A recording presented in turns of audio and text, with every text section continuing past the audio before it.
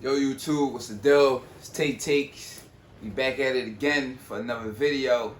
This video, something we tapped on before about what James Harden, Joel Embiid, and what the 76ers got going on. But it's a little bit of a twist to it today. I seen something with Jalen Rose, something he mentioned that I thought was very interesting. Ever since LeBron left the East, right?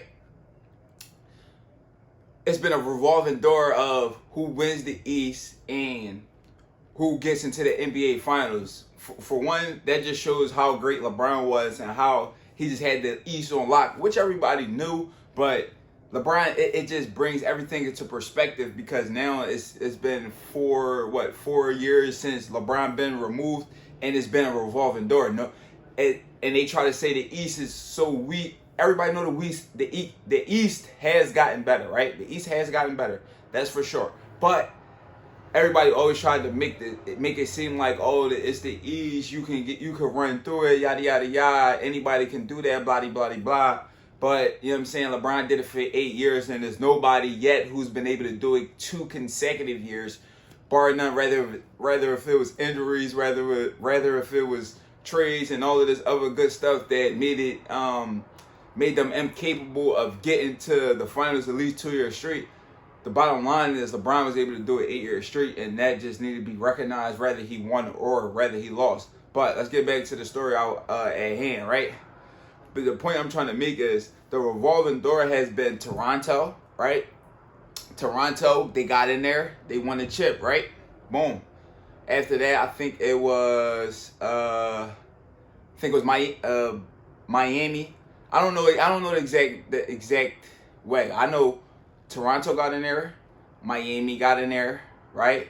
We have Boston in there just this past, and Miami, Boston. Is it another one? Toronto, Miami, Boston. I want to say it's another team, right? But the bottom line is the 76ers have not been able to get in there, right? And if you ask me, fucking the 76ers has been the most talented team coming out of the East since LeBron has, departed to the West to the LA Lakers. And like I said, Jalen Rose brought that up, and I thought that was a very interesting fact. The fact of the 76ers is the only team to not be able to get over that hump since LeBron leaving the East. So, with that being said, Joel Embiid, we know what he's bringing to the table, right? As long as he's healthy, he's definitely a reliable number one in the sense of if he's on the court, we can expect him to produce. You know what I'm saying? Like I said already, we pretty much know what we're going to get from Joel Embiid. Now, when it comes to James Harden, that's where the big question mark comes in at, right? We don't know what we're going to get out of. We don't know what we're going to get out of James Harden. You know what I'm saying? We know what we need from him. We know that he.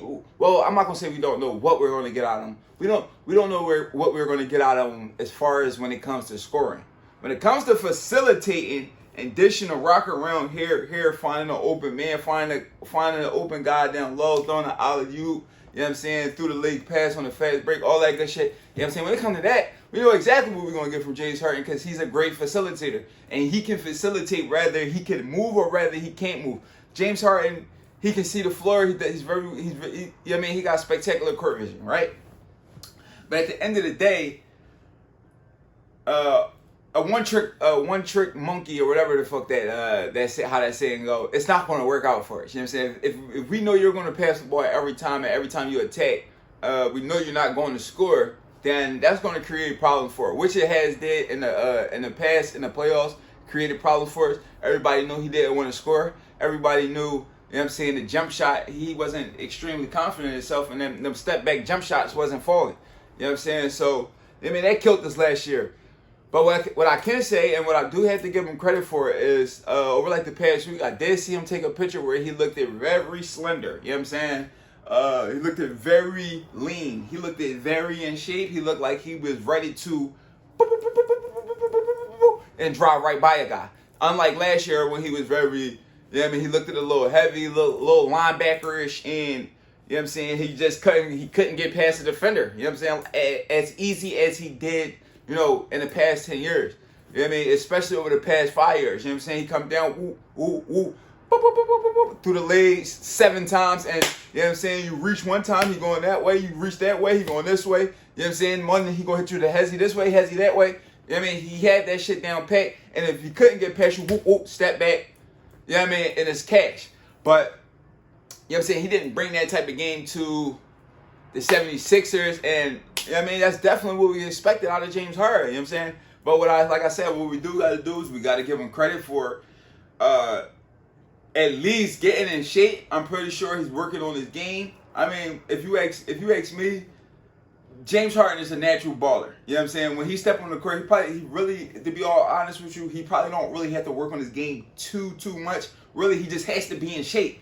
You put James Harden on the basketball court in shape, he's going to give you numbers. You know what I'm saying? And like I said, he looks in shape right now, so I expect better numbers when it comes to scoring and when it comes to facilitating. I expect the same thing. I expect him to average 10 assists this year. You know what I'm saying? If he can give us 23, let's just call it 23 points and 10 assists, that's where we need to be. And if he can just carry that out into the playoffs and maybe take it up just a tick on the points, we're talking about 25 points, 10 assists, bro, that's a championship team. You know what I'm saying? When you add PJ Tucker, when you add House Jr., dude came from that also played with him in Houston. When you add a couple other assets that we acquired, when you add the defensive dude we got, I can't remember his name right, Thibault. You know what I'm saying? When you add him to the mix, bro, the Sixers got a tough squad this year. You know what I'm saying? And like I said, I just thought it was important that we bring that up. The fact these dudes these the only guys who haven't made it to the chip out of the East, out of that, you know, that upper echelon bracket, the top 4, top 5 teams. 76ers should have been in there, if you ask me.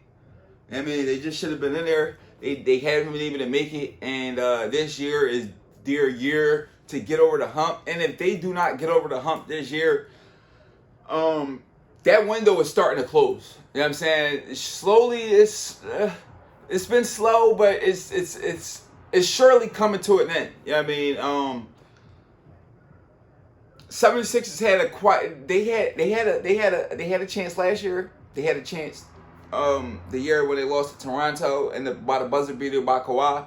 You know what I'm saying? And you just don't get too many chances, man. You gotta capitalize when your chances are there, and you just gotta give it. You gotta give it your all, man. You can't be out of shape at the end of the season like James Harden was last year, and we'll see what happens. We'll see what happens next. But you know what I mean, the window for the 76ers to win a championship is definitely closing, and they need to do something about it like right now. You know what I mean? If they don't, you know what I mean, it's gonna be hell to pay.